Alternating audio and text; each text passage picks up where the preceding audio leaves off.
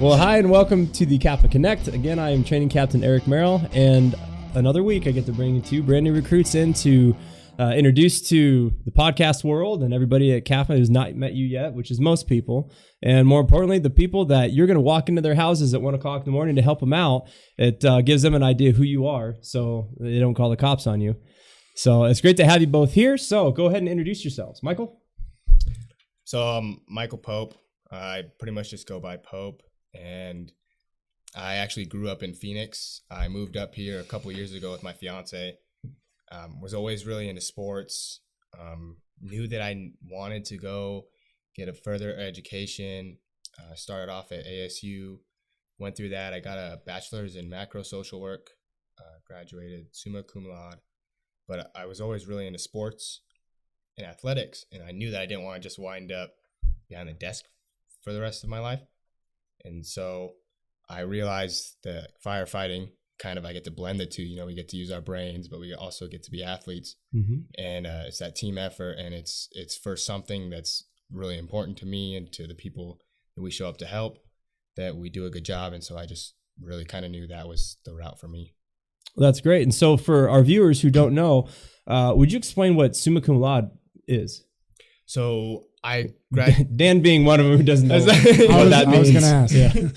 He was writing it down on his hand. Ask later. It's Latin for highest honors. And so I graduated with a 4.05 from ASU. Wow, that's like getting 110%, which like you would think you can't actually do, but then bring in Michael Pope, that's just going to break down that wall. Well, good for you. And this was at ASU? Yes, sir. Okay, so insert all the ASU jokes here, and we're going to. But getting into, I said you like sports. I don't wanna... Yeah, like not good sports. He just wanted to watch some participation happen on the field. So great accomplishment. I just wish it was from an actual university that was academically known. Me too. I feel like getting a 4.0 at ASU is like my son coming home from kindergarten saying, "I did it. I counted to 100," and we put that up on the refrigerator with a little piece of tape. Pat him on the head, tell him go take a bath. Yeah. I think the fact that it wasn't even like engineering, mathematics, or anything like that. Yeah, it does kind of lend to that route a little bit more. But macro social work. Macro social work. So walk us through that. What was your interest in that, and what did that entail? So I had a family friend. They went through a bit of a health issue, and there were some social workers there that we weren't really satisfied with the care that was being given. And we absolutely now understand that they're incredibly overworked. They have ridiculous workloads. It's staffing issues, the whole shebang. But we didn't know that then. And so I was kind of frustrated with that. And I was like, okay, well then I'm going to go and do that, and I'm going to do it right.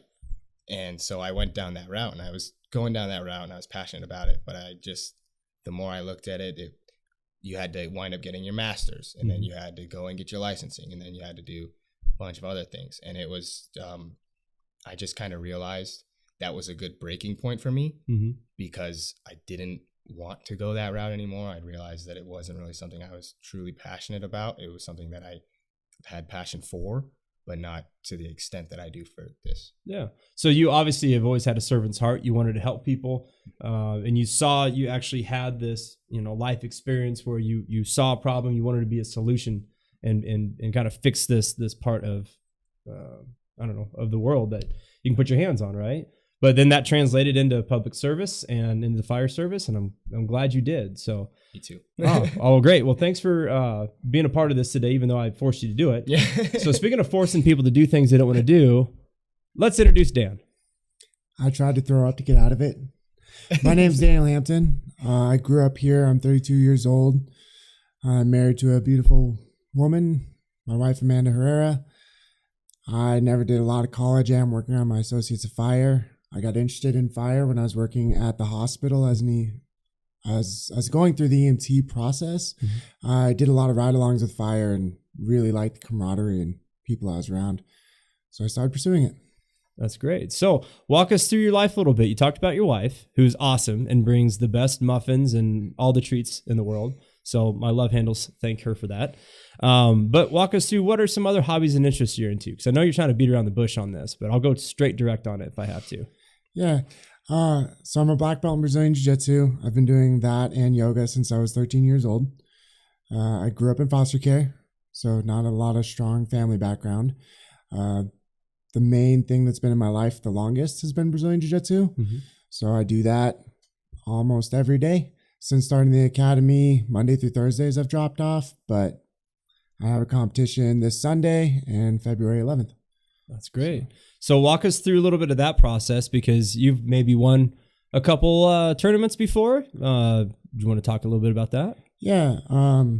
I am the open weight champion for Ireland Nationals, New York Open.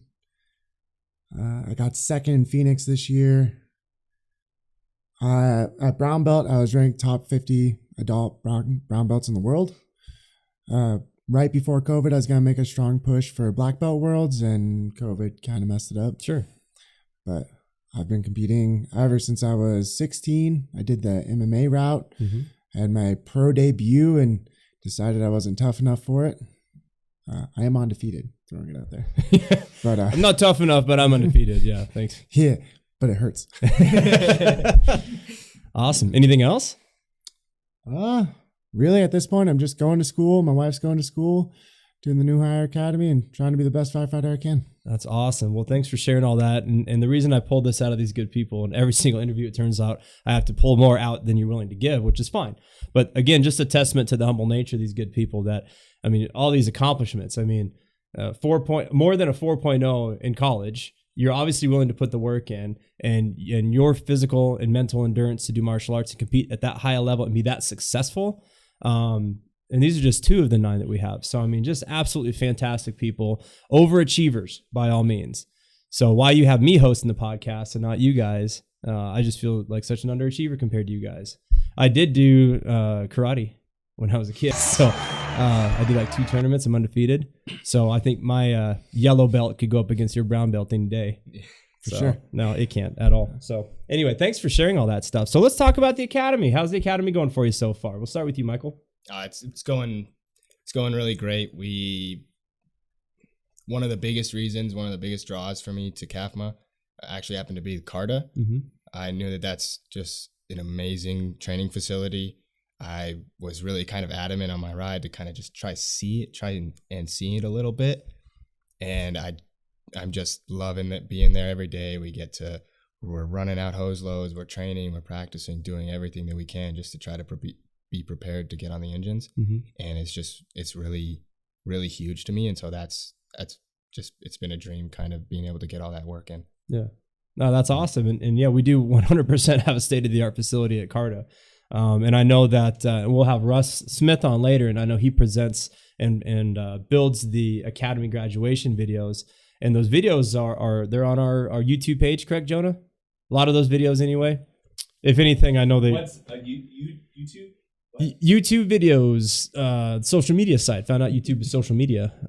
But any of our recruit videos, anything like that, we usually put up on our social media sites. And I know Kathy, she does a fantastic job of putting our stuff on social media so people can see a lot of stuff from Carta and our facilities. So I'm grateful that you brought that up, because yes, we 100% are very blessed to have that. Well, very cool. So how's the academy going for you, Dan? I love the academy. Again, doing martial arts, I've done the whole training from sun up to sundown lifestyle for a while. Mm-hmm. And I love that we show up. We push each other hard. I get in competitions with whoever's next to me on a daily basis. Mm-hmm. I try to go faster and better and cleaner than the guy next to me. Mm-hmm. And they try to do it to me. So we have a nice, healthy, friendly competition going, I think. Yeah. Some days it's a little bit more than friendly, but we have a good competition going. Yeah. I love the lifestyle of wake up, go train, learn something, train some more. Yeah. No, and that's great. So let's talk a little bit more about these healthy/unhealthy competitions. Do the other people know you're in a competition at that time? Sometimes. Yeah. Normally the second round, I tell them, hey, I was going faster than you the first round, bro.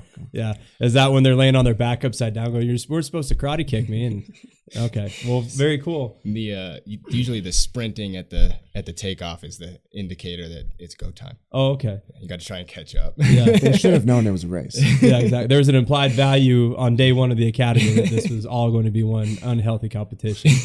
Very cool. It's healthy. Okay. I go faster, so you go faster. It's healthy. Okay. As long as Patty Murphy doesn't have to get involved, who's our HR. No. Okay, good. Now, and I'm going to throw Patty a huge shout out because did Patty not come in and smoke you guys in PT one morning? She did. Smoked you guys. She's kicking butt. Yeah. Yeah. Yeah. So, I mean, if any other departments out there watching, if your HR manager comes in and smokes everybody in PT, like, and it was a hard, like CrossFit type of a workout. Mm-hmm. By the end of it, they're all sweating and stretching and she's like, whatever. And she went to work. I don't think she had to shower. She just like combed her hair, Yeah. straight into the office. Yeah, right to the office and started laying the hammer down. So that's awesome. So big shout out to our HR division. So awesome. All right. So when we first met Michael Pope, not when we very first met, but like shortly after that, we all had a big meet and greet at, yeah, you know where this is going, at Carta. Thought, man, what a great opportunity. Like get everybody together, have some pizzas, get to know each other, share some really cool stuff about each other. And then of course, Dan comes in, drops a hammer with, yes, I'm a karate ninja master. But then Michael Pope, what was your introductory statement when I said like, hey, tell us something about you that we would all want to know, let us into your world and who you are? So everyone was talking about like sports and I think it was the playoffs of something going on.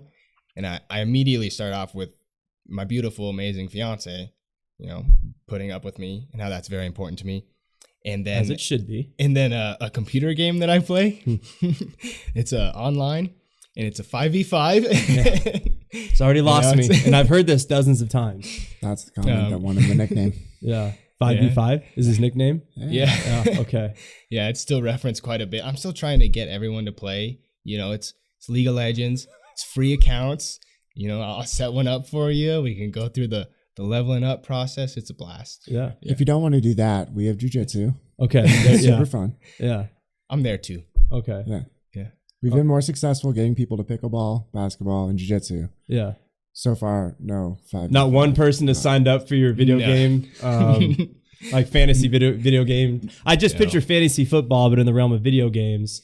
You can create like a little your own little avatar of a character and do stuff. What do you do in this? So there's a bunch of different, like, they're called champions you can choose from, and they have different abilities, and you go into this game and it typically takes 20 to 40 minutes. Okay. But you have 5 of them, or it's 5v5, and you just kind of push these lanes down the map, and there's like tower, like obstacles and like little enemies, and then the other team, and so you have to try to like strategically work your way around. Okay. And it usually winds up, there's this thing called gray screening, and it's where you spend more time dead than alive.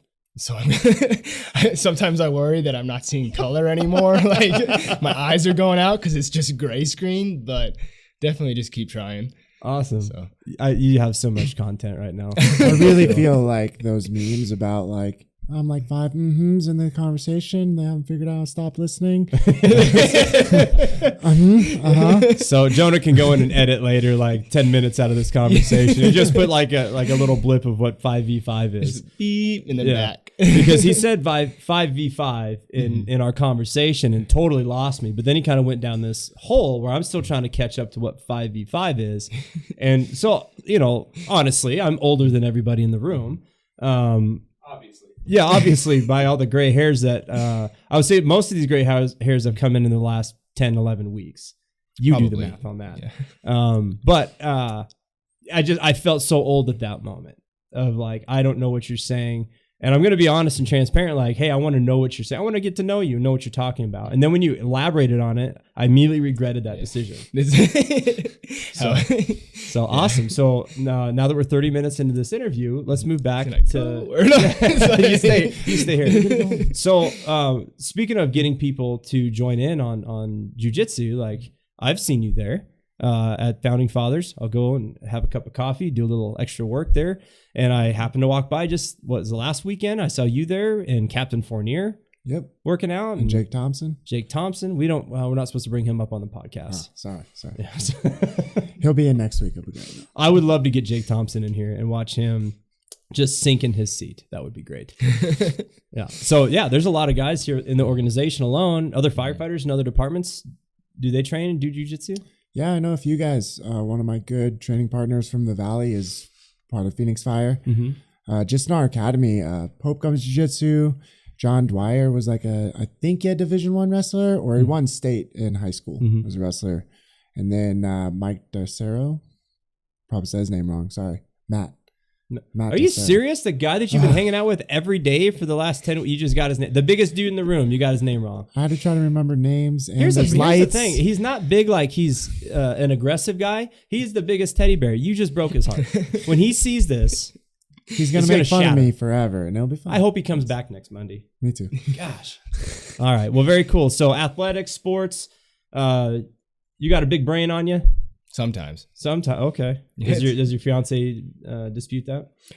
Yeah. Okay, good. Yeah. All right. Well, more on the academy. So how was the recruitment process for you guys? I mean, what was it that drew you to CAFMA outside of CARTA and outside of knowing people around? Were there any other things that maybe drew you to testing for CAFMA? So, one of the biggest reasons that actually kind of wound up drawing me in a lot more, besides like the facilities and all of that, was I went to one of the job fairs, and Captain Birch actually like sat and talked with me for like an hour and like just filled me in on just so much information about how we're really into the cancer prevention, and we're trying to, transition our engines so that we can like have safer working environments. The clean cab engines, yeah. And just that all of the benefits and how everyone kind of comes together in that family. We have a huge organization, right? And there's always something going on. Someone gets hurt, has family, something going on. And you can actually like donate your time. You can work shifts for them. You can try to make sure that that's one less thing that taking care of their family isn't something that is the biggest priority at that time when they're trying to heal or help their own family members with whatever process is going on. And so that was really huge. And just the time that he spent talking with me really kind of sealed the deal. And that's great. And I've said this on many a podcast. I've preached it to y'all for the last 10, 11 weeks. We are a family first organization. And I hope that you have seen, just in the short amount of time you've been here, how much we do care about our family here. It's not just work. It's not just my peers or coworkers. It's our family. It's my brothers, my sisters, and it's every division too. So absolutely. Well, thank you for bringing that up, and big shout out to Captain Brian Birch, who man of a lot of wisdom. I think every single one of us has leaned on him for one thing or another over all the years. So glad to have him. Dan, your thoughts? So going back to my ride-alongs when I was doing my EMTs, I was with 51, and it was my first code I ever worked. I turned into a gray cloud real quick. I made the mistake of saying I was a white cloud and we were going to have a quiet shift. And then we got called to a code. It wasn't the outcome any of us wanted, but what happened afterwards to me was super beneficial. Everyone sat down and talked about how they felt, what they did right, what they could have done better. The captain that day took down my number and texted me the next day to make sure I was handling it okay, which is something I've never seen in a workplace before. And just that camaraderie and like trying to improve to be better was something I want to be a part of. Yeah. And that's great. And I think especially the fact that you were just writing, right? You're not a part of the organization, but that company officer took it upon himself to reach out to somebody who they knew could be negatively impacted by that, and just to check in on you. And I've seen that from a lot, if not every one of our company officers that make it a point after calls like that, because unfortunately those are kind of an everyday deal. You're going to run on a call that has a negative impact. And we have such outstanding leadership in this organization that our company officers, even engineers and firefighters, will reach out to people from, Lifeline, AMR, sometimes people at YRMC, and just follow up and just make sure that they're doing okay, if they have the right resources and outlets to talk to somebody, and just, give them a resource if they can. So again, just another testament to the great people in our organization. Well, awesome. So let's talk about some fun stuff. So the Academy so far, okay, we're about 10, 11, 12 weeks into it now. We've all lost count, all lost track at this point. It's just one giant blur. What's the funniest thing that's happened that you've witnessed that you can speak on in this room that won't get me in any type of legal trouble? What's the funniest thing and I'm totally throwing this out there. I wasn't preparing you for this because I wanted something authentic. Is that because everything else has not been authentic? Well, I guess I didn't want him to have to like rehearse some story. I wanted something a little bit more raw. I don't know. It's kind of it's just whenever we're having our meals, just in general, lunch, breakfast, there's just so many things that happen that just, I mean, all of us are just red in the face, busting a gut. We're trying to shovel food down our mouths right then, but at the same time, like we're just too busy talking and laughing, and it's just constant. We had I can't really do one specific thing. Is we're always smiling, we're always just laughing. Yeah, and I hear that because sometimes if I'm not with you guys, I'm in the office or I'm somewhere. I always know when it's lunchtime because I just hear just intense laughing from everybody. I've seen food shoot out of people's mouths. But it's a great thing for me to actually hear on the other side because I heard it very early on. Maybe by week 2, it was nonsense at lunchtime between all you. And so that's what we want to have happen, though. We want that type of camaraderie because it's those types of moments that you'll think about when you're going through some of the painful moments. You'll remember, well, it's all worth it because, you know, we have this connection at lunch. And I know that if this person's going through this struggle, I'm going through it with them and vice versa. So that's awesome. So Dan, anything funny or exciting, cool stories for us? Probably the funniest thing I can think of was one day after lunch, the TOs told us to go turn out for time. Someone or some group of people during lunch switched all of our pants around and boots around and jackets around. Oh, wow. So when we went out there, luckily the pants they switched for me fit. So me and the person to my left were like, what's the problem? But then I think Tia had Pope's pants. So she ran out of pant pretty quick. Yeah. I think it went to her knee, maybe? Leg there. Yeah. Wow. So do we know who is responsible for this? Is there a way to find out? Snitches get stitches. That's true. That's our motto out there at Carta is snitches get stitches, because I've had to warn you guys about that a lot. So that's Captain awesome. Merrill's the tallest, by the way. Yes. Keep going. No, never mind. We'll save it. Cornhuskers are good. Thank you. Thank you. Hey, bonus points. All right. You don't have to come for the last week. Yeah. So I can go now? If you went to ASU, so you got to come back for an extra week. No. So let's talk about that. How excited are you to get on the engine? What's the one thing you're most excited about with going to the engine? I watch everyone's podcasts, just kind of seeing what they say, and I'm in the same boat as John, really. Mm-hmm. I was working as a reserve. I was working as a reserve with like the mayor and all of them. And so I was able to kind of experience that brotherhood and the just riding the engine, going to calls together. And I just very, very, very excited to get back to work and just kind of get out there and just continue sharpening the skills and just get ready, solidify where I'm at right now, and then just get ready to take that next step. Yeah. Well, that's great. And that's awesome. And I'm really excited for you guys to meet your crews, the good people you're going to work with, because I know the BCs, I know us in training will kind of put you in the shifts that we think would be funny to put you on. Just kidding. But there's strategery to it, how we're going to get you disseminated out. We'll talk about that in a couple of weeks. But I'm really excited for you guys to meet your crews and to start forming those bonds. And I think everybody that's been through this process will attest to that is the funnest part, is coming in completely green. And you know you're going to make mistakes, and then everybody else on that engine that is waiting for you to make a mistake, so then they can remind you every day of that mistake you made until the day you die. So with that being said, good luck. Thank you. So Dan, what are you most excited for? I'm just really excited to get out there and learn the routines and get some training in.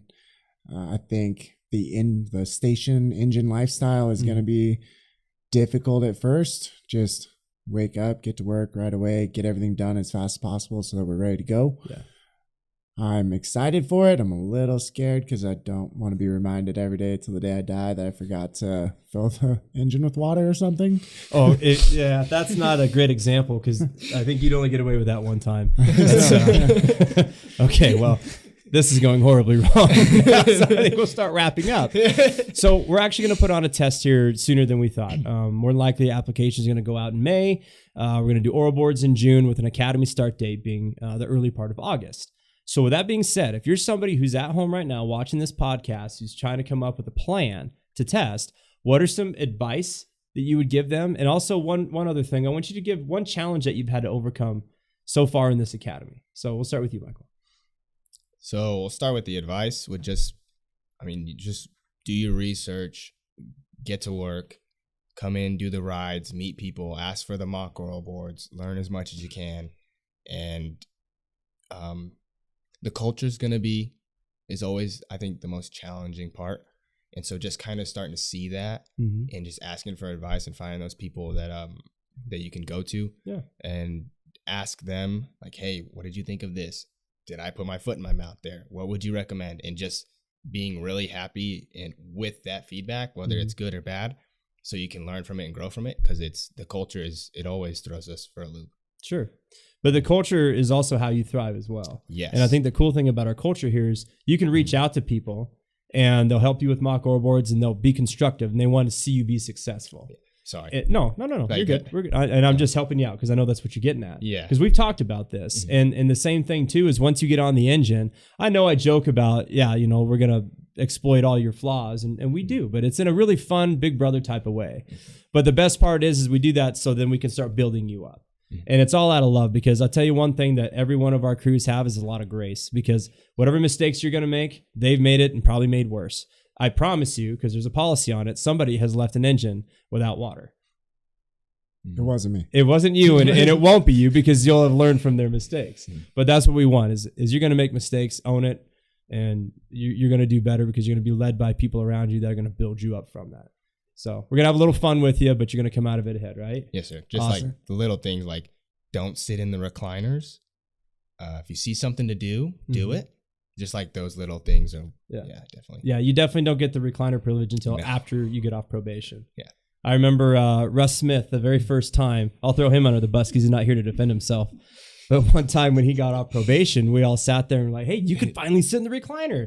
And he was never a guy to sit still anyway. He was the guy that there were times where I legitimately, as a new guy, I had to grab him by his giant shoulders and just say, you have to calm down, sit, relax, breathe. We're here for 24 hours. And he's like, okay, Cap. I would turn around and then he'd be off doing something else. But he finally got to take his sit down in the recliner. He had earned it. And by golly, we'd forced him to go take it. So he went and sat down, reclined. He's like, oh, this is kind of nice. Kind of, bears into it a little bit.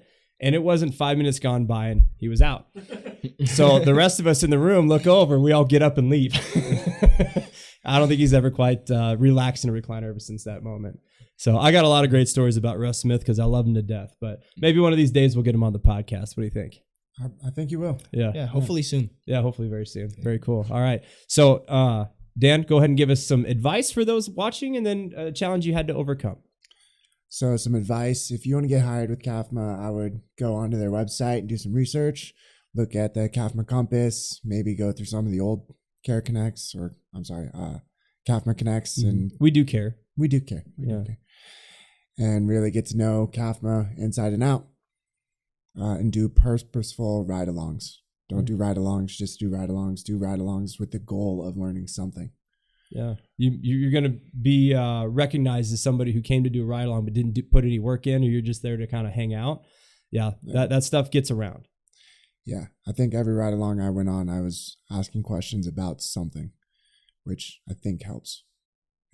You're hired, so I would assume it helped a little bit. Cool. So go with some challenge that you've had to overcome. I have the weakest upper body in the academy.